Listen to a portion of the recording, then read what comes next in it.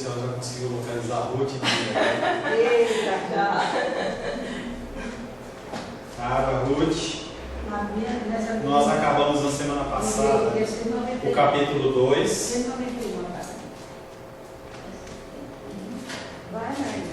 E nós começamos o capítulo 3. Nós somos até o verso 3 do capítulo 3. Tá? Então, só uma lembrança. O interessante da gente estudar o livro assim é que, conforme a gente vai fazendo a revisão, cada vez mais a gente grava na cabeça a sequência. Né? Então, você tem 200 vamos aqui, deixa eu achar, pode ficar tranquilo. Achei. Ruth 64 também. Ruth no capítulo 1 mostra todo um cenário de Noemi, ela saindo com fome da terra de Israel, indo para a terra de Moab, e lá na terra de Moab, ela com seu marido e seus 2 filhos, o marido morre, e na sequência os filhos eles casam com mulheres moabitas, e passado 10 anos sem gerar nenhum filho, nenhum herdeiro, também eles morrem. E aí aquelas 3 mulheres elas ficam à mercê da situação, uma situação em que a mulher não poderia trabalhar, tinha uma série de dificuldades, não é como hoje. E aí a Noemi ela tenta de todas as maneiras fazer com que aquelas mulheres voltem para casa dos seus pais, para que elas possam construir um casamento e ter uma vida normal, enquanto ela decide voltar para a terra de Israel, que havia mudado a sorte do povo lá depois de 10 anos, e o povo estava conseguindo plantar e conseguindo colher. E aí aquelas mulheres começam uma jornada, e aí no meio da jornada, a Orfa, que era uma das noras de Noemi, ela decide voltar, mas Ruth continua caminhando com Noemi. Quando elas chegam lá em Israel, elas são reconhecidas, em especial ela, Noemi, é reconhecida, e o nome Noemi quer dizer alegre, bonita, ela se identifica com uma postura amarga, ela fala assim: não me chamem disso, eu saí daqui com meu marido, meus 2 filhos, e eu volto sozinha, então você tem que me chamar de amarga. E aí no capítulo 2, elas nem tinham bem acabado de chegar, Ruth olha para Noemi e fala assim: eu vou trabalhar, era tempo de colheita, eram 2 meses de colheita basicamente de cevada e trigo, eram os grãos que eles colhiam. E aquela mulher vai até uma plantação lá qualquer. No início do capítulo 2, eles falam sobre a figura do Elimeleque, que seria o resgatador, que era uma figura do resgatador, o Boaz, que era parente de Elimeleque, seu falecido marido, e há uma introdução de que há essa pessoa. E aí na sequência a Ruth ela vai e acaba aparecendo exatamente no campo de Elimeleque. Ela pede não para fazer a rebuscagem ou repingagem, que é simplesmente colher os restos, mas ela pede para também ter um pouco mais de pegar algumas coisas melhores. E aí o cara, que é o dono ali, o coordenador daquela plantação, ele deixa ela cozinhando o galo lá, esperando um tempo, até que Boaz sai de Jerusalém, designa o Senhor e encontra lá, pergunta quem é essa mulher, e explica-se toda a situação. Ele identifica com aquela que ajudou a esposa do falecido parente dele, Elimeleque, e ele se engraça com ela. Já era uma pessoa de idade, não era uma pessoa jovem, por ter aquelas posses e tudo mais, e ele dá uma série de regalias para Ruth, permite que ela acolha junto com as servas, ele fala para eles deixarem ela ficar mais à vontade, se ela quiser água, ela pode tomar água do que as pessoas já colheram, tomaram, pegaram, então dá a possibilidade de ela colher muito mais. Ela, na hora do almoço, ela não tinha o que comer, e aí o Boaz ele dá uma série uma quantidade de alimento para ela lá, com o alimento esse que ela guarda para levar para a sua sogra, e ela colhe por volta de, falei com vocês, não sei se eram 15 ou 30 quilos, não lembro muito bem. Tá? Aí em que ele colhe, ela consegue juntar uma quantia grande de alimento no primeiro dia. Então ela despede do povo e volta para casa. Quando ela chega lá, que é o capítulo 3, nós vamos começar a ler isso já é no finalzinho do capítulo 2, mas no capítulo 3 ela aparece perante Noemi. Tá? E aí Noemi fala a seguinte coisa, capítulo 3 de Ruth, verso 1. Disse-lhe Noemi sua sogra, minha filha, não hei de eu buscar-te um lar para que sejas feliz? Nós já falamos sobre isso, vou falar rapidamente. Noemi agora se coloca como mãe de Ruth, não como sogra de Ruth, coloca como mãe, que era uma função que os pais tinham de encontrar casamentos que sejam casamentos corretos para os seus filhos. Até uns 50, 60 anos atrás, creio que 70 anos atrás, havia esse costume de que as pessoas elas não se casavam com quem queriam, elas casavam normalmente, as famílias mais tradicionais, eles casavam-se entre famílias. Eu estou vendo uma série com a Rosângela que fala sobre reinados em que os casamentos políticos aconteciam. Casamentos em que as pessoas, elas desde pequenininha já prometiam o noivado. E aí, uma das cenas lá mostra uma menina lá de, sei lá, umas 9 anos, 8 anos, uma coisa desse tipo aí, e o menino também. E eles estavam sendo apresentados, ele estava sendo fechado, quanto? 3 anos. Tinham 3 anos? Tá. Eu acho que era mais, ela falava com fluidez, mas tudo bem. 3 anos. Então mostrou aquelas crianças bem novinhas, uma de frente para outra, já apresentando que elas iriam, já estavam noivas, porque era um acordo que havia entre países, era um jeito de fazer aliança. Quando a gente olha a história de Salomão, por exemplo, Salomão se diz que ele tinha 1000 mulheres, mais 300 concubinas. Não é que ele era uma pessoa que era promíscuo, apesar de ele ser também, tá? Mas ele era uma pessoa que ele tinha aquele monte de mulher e amantes não, eram concubinas, e aquelas mulheres, elas muitas vezes elas nem chegaram a conhecer ele, eram apenas alianças políticas, porque Israel naquela época era muito poderoso, então as pessoas entregavam as suas filhas em casamento com Salomão para que houvesse aliança, em que se tivesse que destruir alguma coisa ou precisasse de ajuda, eles iam lá e falavam assim: Salomão, como nós somos parentes, você precisa me ajudar, tá? Então, nesse primeiro versículo vem falando exatamente sobre a predisposição de Noemi em achar um casamento para Ruth. Disse-lhe Noemi sua sogra, minha filha, não hei eu buscar um lar para que sejas feliz? Verso 2. Ora, pois, não é Boaz na companhia de cujas servas estiveste um dos nossos parentes? Eis que esta noite alimpará a cevada na eira. Nós falamos também na semana passada que agora se é colocado o alvo, não é qualquer um que ela vai querer. A mesma pessoa que no início do capítulo 2 foi falar desse Boaz, ela já está de olho em Boaz. E ela começa a pesquisar onde Boaz estaria naquele dia. E a palavra de Deus diz que ela sabe de onde ele vai. A palavra de Deus fala que eis que esta noite alimpará a cevada na eira. Ele vai estar fazendo a limpeza, tirando os grãos, tirando as cascas, preparando aquele produto lá para se alimentar, ou para vender, para fazer todas as coisas, tá? Então naquele dia, à noite, Boaz iria estar trabalhando. Ela descobre isso. Quem que descobre? Noemi, a sogra. A sogra foi lá, então ela fala primeiro que ela vai preparar o marido. Mas não é qualquer marido, ela já está de olho no cara. Aí no verso 3, ela vai lá e fala para Ruth: olha, Ruth, você vai lá com as roupas rasgadas, fedidas, de jeito nenhum. Ela fala para ela assim: toma um banho, unge, que é aquele óleo, que é mesmo óleo, parte do óleo tinha óleos que eram aromáticos e tinha óleos medicinais. Esse óleo era óleo aromático. Banha-te, unge-te e põe os teus melhores vestidos e desce a eira. A eira onde? Aonde Boaz está lá fazendo trabalho. Porém, não te des a conhecer ao homem, até que tenha acabado de comer e beber. E na semana passada a gente discorreu sobre isso. Por que tinha que esperar? Porque o cara estava trabalhando, está suando, está cansado, ele não dá atenção para ninguém, ele estava preocupado com o que ele tinha que fazer. Depois dele comer, dele beber um vinhozinho, entendeu? Ficar alegre, era a posição mais propícia de Ruth aparecer na história.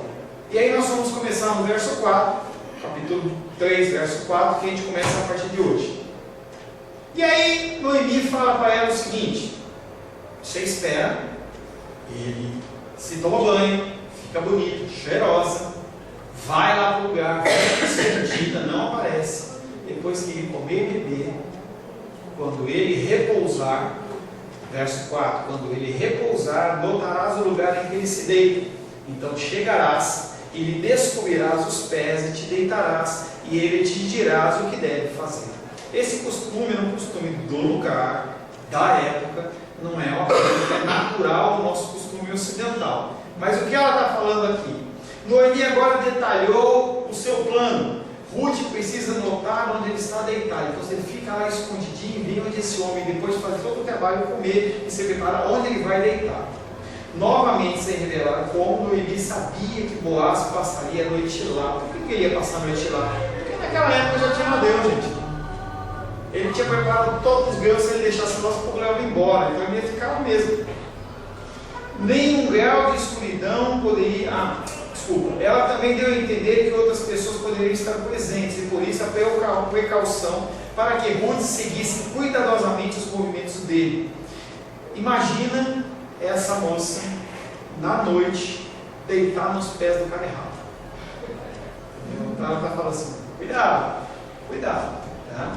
Algum tempo depois, após Boaz estar dormindo profundamente, Ruth deveria ir descobrir seus pés. Imagina a pessoa deitada num campo, à noite, o frio que já está.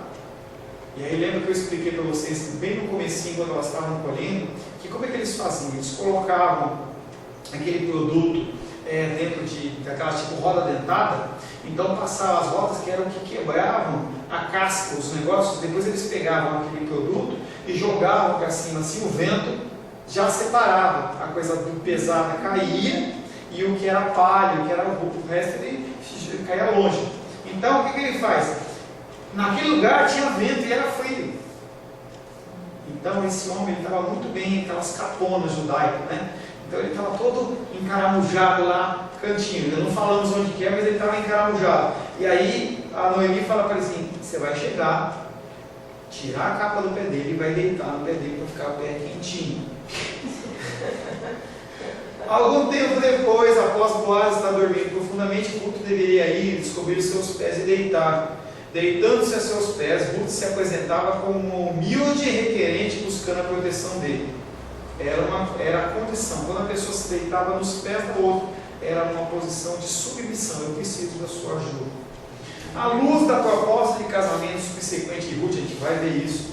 Porém, esse gesto provavelmente simbolizava a sua proposta. Também, além da proteção, falar, casa comigo.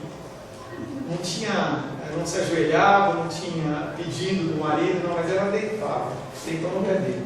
Os atos de Ruth podem ter garantido que os dois não só conversariam, enquanto estivessem totalmente a sós, ou pelo menos fossem os únicos acordados. Então ali havia a preocupação de que as pessoas não vissem ela ali. Descobrir os pés de Boaz o exporia ao crescente frio noturno. Noemi raciocinou habilmente que ele não acordaria até que percebesse o desconforto. Sabe que você está dormindo e aí você dá aquele frio, você acorda, aí você pega e puxa o lençol, puxa o coberto? É bem isso. Tá? Finalmente, segundo Noemi, o lance final pertencia a Boaz. O que ela tinha que fazer? Você vai, escova o pé dela, deita, só que aí você vai ficar quietinho esperando. Quando ele acordar, o que? Ele vai falar, ele vai te dar instruções. Ele vai falar o que você deve fazer e o que você deve proceder. Noemi pediu a Ruth que entrasse numa posição perigosa, porque aquela situação ali ela poderia ser descoberta como uma pessoa até usurpadora, uma pessoa, quem é essa mulher aqui no meio de um lugar que só tem homem trabalhando? Verso 5. Respondeu-lhe Ruth, tudo quanto me disseres farei. E aí ela se coloca como submissa à palavra da sua sogra, como autoridade sobre a vida dela. Ruth simplesmente obedeceria apesar dos perigos. Verso 6. Então foi para ele e fez conforme tudo quanto a sua sogra lhe havia ordenado. O que ela mandou, ela disse que iria fazer e realmente fez. Verso 7. Havendo, pois, Boaz primeiro trabalhado, depois comido e bebido, e estando já de coração um tanto alegre, ou seja, ele estava meio bêbado, veio deitar-se ao pé do monte de cereais. Ele não ia deixar o produto do trabalho dele, da colheita dele, solto. Então ele deitou ao pé do monte de cereais. Então chegou ela de mansinho, lhe descobriu os pés e se deitou. É lógico que entre esse prazo dele deitar e ela aparecer, decorreu um pequeno tempo, que era o tempo dele acordar, dele dormir. Senão, na hora que ela chegasse perto, era capaz dele perceber que ela era um ladrão. Então Senão ela esperou que ele dormisse. Não fala aqui, mas está inserido no texto. Tá?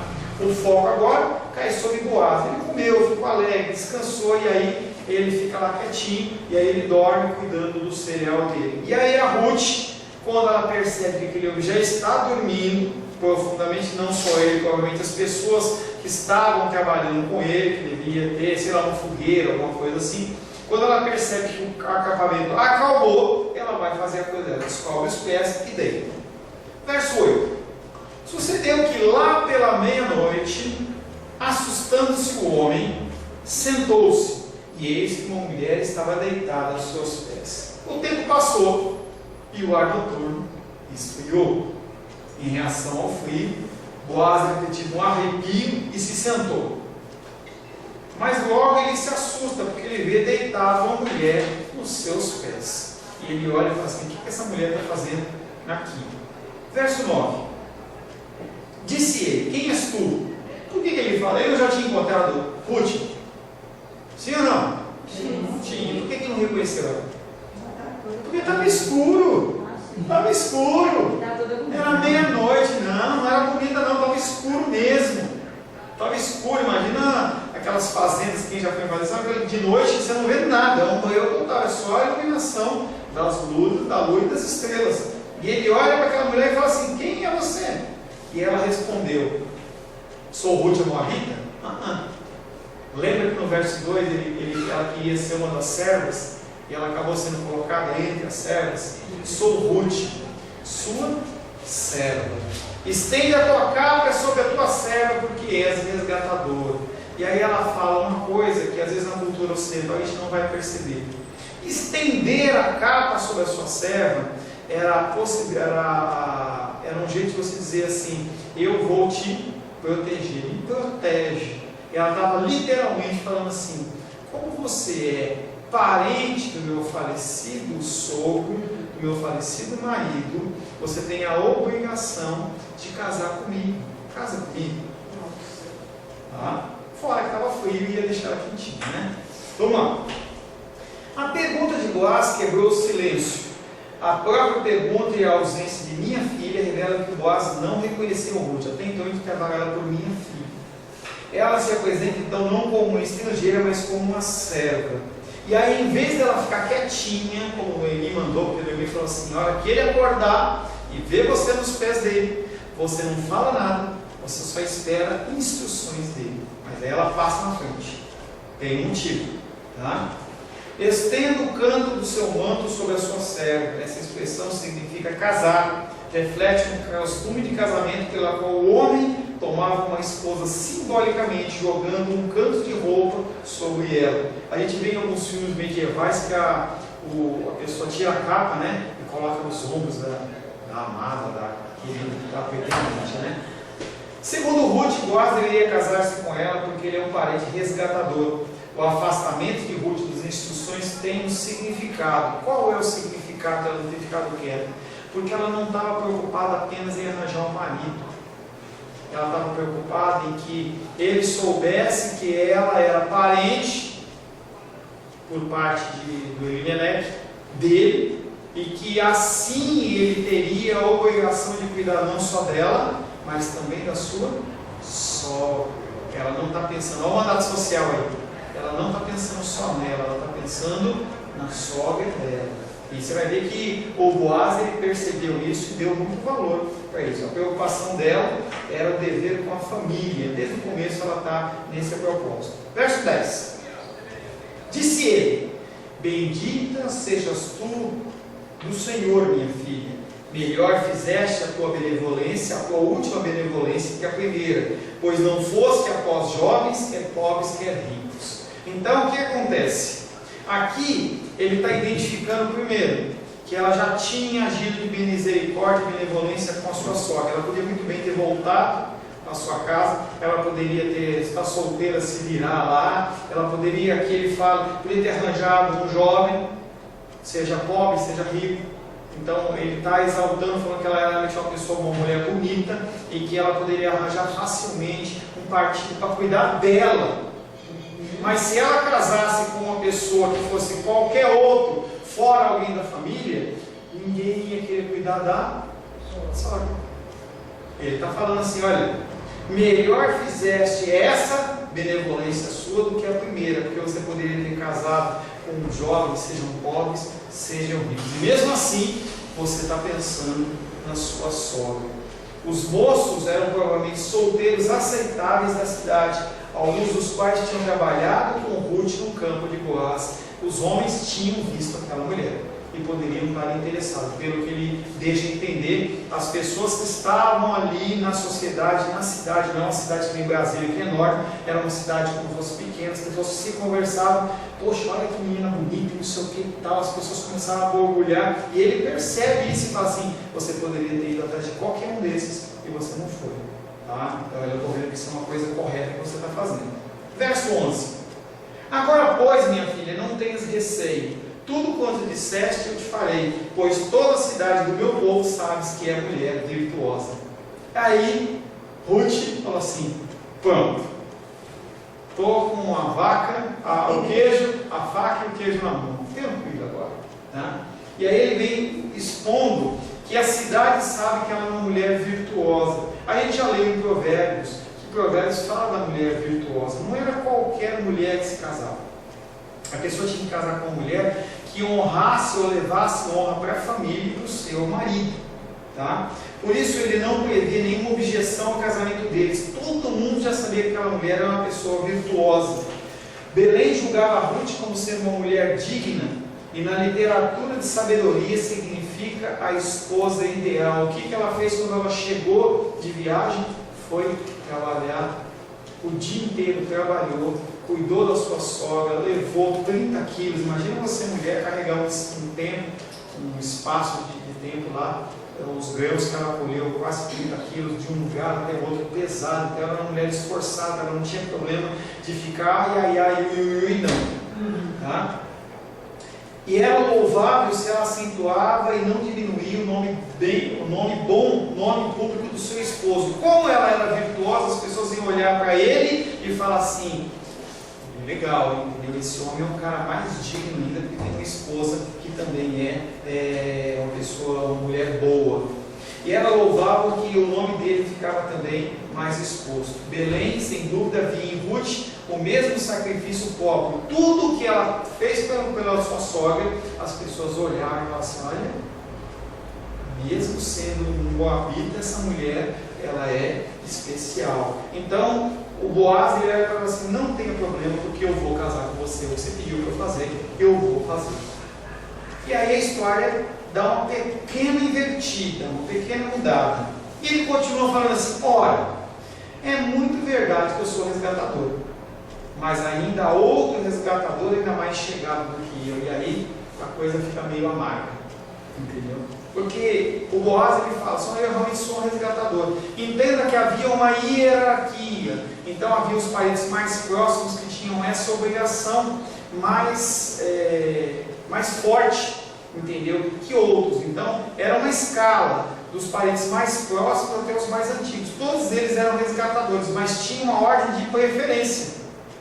Como na família havia a figura do homem que era mais velho, e ele, por ser primogênito, ele tinha uma série de benefícios ou de obrigações. Ele olha para aquela mulher e fala assim, eu sou seu resgatador, mas tem um homem que ele é mais chegado dos seus parentes do que eu, e eu tenho que observar esse tipo de coisa. Como israelita respeitado, Boaz, ele se curvava aquele costume, em vez de maquinar, rodeá-lo. A preferência pessoal dava lugar aos direitos prioritários de outros parentes. Poderia ter um outro resgatador que queria casar com Ruth, ele não poderia fazer absolutamente nada. Verso 13. Fica-te aqui esta noite, e será que pela manhã, se ele te quiser resgatar, bem-estar que te resgate. Porém, se não lhe apraz resgatar-te, eu o farei, tão certo como vive o Senhor. Deita-te aqui de manhã. E aí, dentro daquele contexto, naquela escuridão, lá para 1h da manhã, sei lá quanto tempo demorou esse diálogo, ele olha para ela e fala assim, olha, fica aqui. Ele dá um comando com ela. Com uma série de coisas por trás desse comando. Primeiro, ele estava protegendo ela. Era tempo de colheita, as pessoas tinham recebido, estavam bêbados, e ela andando à noite, bonitona, cheirosa, poderia ser violentada por algum homem. Esse é o primeiro objetivo. Segundo, o que foi aquilo?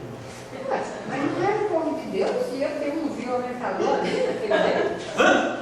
Não era o povo de Deus? Como é que ia ter Mas a gente não é povo de Deus? Sim. Ué, a gente é povo de Deus, não tem assassino, ladrão, prostituta, violentador, tem homossexual, tem toda sorte de espécie. Povo de Deus, nem todos aqueles que se dizem povo de Deus são povo de Deus. Jesus Cristo, lá nos Evangelhos, ele olha para aqueles homens e fala assim: se Deus quiser fazer dessas pedras filhos de Abraão, ele faz. Vocês são filhos de Satanás. Não é o título, que é uma coisa que nós temos tratado dentro do Evangelho de João à noite. Entendeu? As pessoas elas tinham entendimento que simplesmente por serem descendentes de Abraão, sanguíneos, eles já estavam inseridos no reino de Deus. Tá? Da mesma maneira também que havia uma mulher moabita naquele meio, deveriam haver também trabalhadores. Só vou dar uma aliviada, mas poderia ser tanto israelita como não israelita. As pessoas andavam, era um tempo de colheita. A gente sabe que as pessoas elas ficam atrás de trabalho por todo o tempo. Entendeu? Então havia possibilidade de trabalho ali. Mas uma das preocupações dele era que ela não enfrentaria bêbados, zanzando, sem rumo, celebrando a colheita, e ladrões, como a gente viu a história do samaritano. Ela poderia estar andando e ser assaltada. E ele fala: fica aqui. E a outra possibilidade é: imagina ali aquela mulher levantar no meio dali e sair, as pessoas verem aquela mulher no meio e olhar e falar assim: Boaz está com uma prostituta? Possibilidade. E ele era um homem respeitado. Boaz está com uma prostituta? Era uma possibilidade. Outra possibilidade: ele, sabendo que tem um resgatador, ele está querendo ter relação com ela aqui à noite, para depois o cara não resgatar ela. Você vê que a cabeça do cara foi longe. A preocupação dele era uma preocupação tanto física de Ruth, moral de Ruth e moral dele. Então ele fala para ela assim: fica aqui esperando. Ah, não vai embora não. Tá? Não sei se ele pediu para continuar no pé dele ou não sei. Entendeu? Mas falou para ele ficar ali. Se outro parente abrisse mão do seu direito, ele resgataria. Mas imagina que o cara quisesse casar com ela. E aí ele já tivesse ficado com ela ali. Imagina ali o negócio, os caras puxavam a fecheira e iam matar o outro. Então era séria a coisa. Então ele também tinha esse tipo de preocupação. Verso 14. Ficou-se, pois, deitado a seus pés. Olha, ele ficou pelos pés mesmo. Hein? Ficou aquecendo o pé dele. Duro. Não sei se o pé dele tinha chulé ou não. Ficou-se, pois, deitado a seus pés até pela manhã. Ele levantou-se antes que pudessem conhecer um ao outro. O que é conhecer um ao outro? Relação sexual. Tá? Ficou, pois, deitado a seus pés até pela manhã e levantou-se antes que pudessem conhecer um ao outro, porque disse: não se saiba que veio mulher a ele. Tá? E aí a preocupação dela também é sair antes que todo acordasse. Então, quando você falou que ficou lendo o livro de Jó lá, na madrugada lá, e parecia que estava ficando de manhã, né, dos reis? Então ele está falando que quando ela percebeu que começou a dar sinais de claridade, que o dia estava nascendo, ela foi embora. É o quê? Para que não se saiba que veio mulher aí. Mulher não trabalhava ali. Então ela estava preocupada também que houvesse todo esse clima, entendeu? De que ela poderia ser ou uma prostituta, ou ela pudesse ir lá ou roubar, ou ela pudesse ir lá usurpar o direito de um outro resgatado, uma série de situações. Então ela, cedinho, ela vai embora. Disse mais, Boaz dizendo para ela: dá-me o manto que tem sobre ti e segura-o. Ela o segurou, e ele o encheu com 6 medidas de cevada e lhe pôs às costas. Então entrou ela na cidade. E aí o Boaz, além de ver que aquela mulher estava saindo cedo, além de toda essa preocupação, ele falou assim: vou garantir mais um negócio. Se alguém, mesmo com todo esse cuidado nosso, vê-la saindo e vier falar uma coisa, eu vou dar um outro álibi para ela. Ele pegou uma parte da colheita e colocou no manto dela. Tipo, esse é o pagamento. Ela ficou trabalhando até tarde, e aí ficou como se fosse um pagamento. Só que essa quantidade de cereal que ele deu para ela aí, em torno de 26 a 43 quilos. Era coisa pra caramba.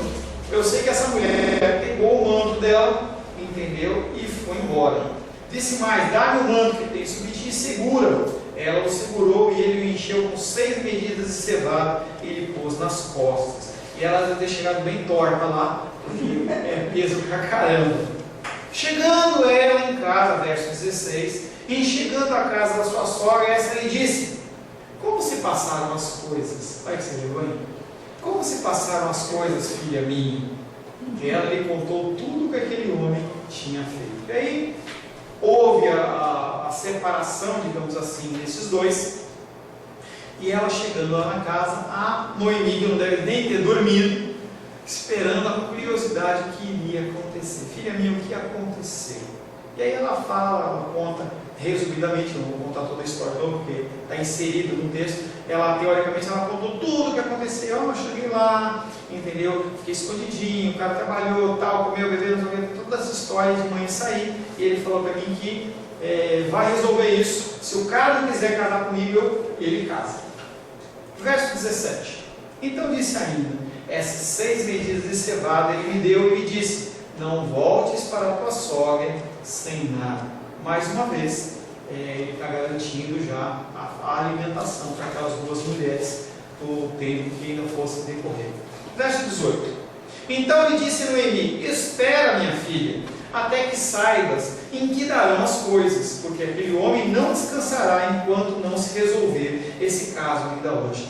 Não, também não está explícito, mas provavelmente Ruth ficou que nem aquelas baratas tudo lá. Será que vai? Será que ele vai casar? Será que é o cara? Quem que é o outro resgatador? E não sei o que, ela deve ter ficado nervosa, né? O que aconteceu? Será que ninguém me viu? E aí, Noemi fala assim: calma, filha, calma, espera, minha filha, até que saibas em que darão as coisas. Porque aquele homem, pelo que você me contou, aquele homem não vai descansar enquanto não resolver, e vai ser hoje. Pode ficar tranquilo.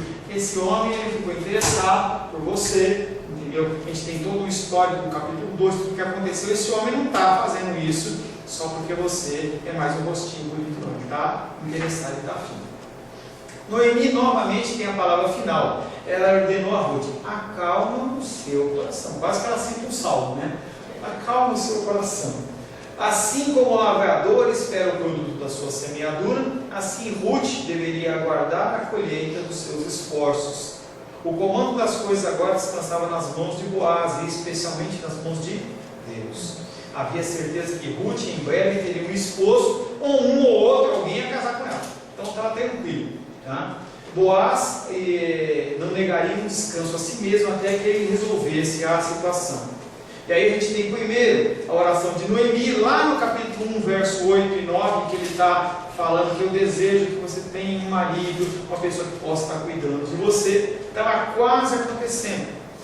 Ruth finalmente acharia o seu lugar de segurança para o casamento. Segundo, a fome não seria problema. Toda vez que esse homem encontra essa mulher, ele manda 40 quilos de cereal, é comida para caramba. Então esse homem não vai deixar faltar comida para a gente, não. Fica tranquilo. Terceiro, a Ruth, ela como moabita, já não era mais olhada como moabita, ela era olhada como uma mulher virtuosa. Ela já tinha sido considerada como serva, e ela estava cada vez mais próxima de ser considerada como uma israelita. Pela primeira vez, a perspectiva do vazio de Noemi de ter perdido seu marido e seus filhos, ela parece que vai desaparecer. Deus desempenha seu trabalho, e uma coisa que a gente falou agora no intervalo: Deus desempenha seu trabalho através de crentes que aproveitam oportunidades inesperadas como sendo presente de Deus. Mandato social. As coisas que aparecem para nós, elas têm a finalidade de que nós possamos executar os planos e os desígnios de Deus na terra, seja no âmbito da criação, seja no âmbito do nosso próximo, seja nós nos alinharmos com a vontade do nosso Deus. Amém? Amém. Glória a Deus. A paz seja convosco. Meu nome é Paulo César. Eu sou pastor da Igreja Cristã Semente de Vida, aqui em Brasília, Distrito Federal. Me alegro que a palavra tenha te alcançado. A palavra faz isso. Ela alcança as pessoas aonde quer que elas estejam. E você foi agraciado com esta palavra. Não que eu tenha nada especial a te dizer. A palavra ela é suficiente e ela usa quem ela quer. E eu me alegro por ter sido um canal para poder te abençoar. Mas eu quero te dizer que não basta você ser um ouvinte. Não basta ser uma pessoa que se alegra quando você ouve a palavra de Deus. A vida ela é feita de decisões. Se você está ouvindo esta palavra hoje, eu creio que o Espírito Santo tem um propósito especial com você. Muito mais do que prosperidade, muito mais do que uma cura física, uma cura emocional ou espiritual, Ele quer te alcançar para a vida eterna. Nós investimos nosso tempo, nós investimos as nossas forças em coisas terrenas, mas o Senhor, Ele tem muito mais a oferecer. Ele tem sim para você a cura, Ele tem sim para você a prosperidade, mas Ele tem muito mais que isso. Submeta-se a um Deus que Ele é capaz de mudar e transformar a sua vida por completo. Creio que o Espírito Santo Ele é capaz de tocar o teu coração. Quero pedir que você curve a sua cabeça. Senhor, em nome de Jesus, coloco na tua presença essa vida que ouve esta ministração, que ouve esta palavra. Pai, eu não tenho capacitação nenhuma, mas o teu Espírito Ele é capaz sim de tocar nesta vida, gerar nela mudança, transformação, arrependimento, e que ela possa simplesmente bater no peito, convencendo-se que é pecadora e que precisa de um Deus salvador. Não há um caminho a ti, meu Deus, que não seja através de Cristo. E eu lhe peço, Pai querido, que você alcance essa vida e Ele possa sim tomar uma decisão pessoal pelo Senhor, em nome de Jesus. Amém. Amém, meu querido. Amém, minha querida. Fico contente que você esteja ouvindo essa ministração até o fim. E peço que você não se limite a ouvir os cultos pela internet. Você procure perto da sua casa uma igreja, um lugar que proclame a palavra do Senhor. Eu oro para que o Espírito Santo te direcione nessa busca, porque muita coisa tem sido oferecida que não é o Evangelho. Eu abençoo a sua vida em nome de Jesus. Amém.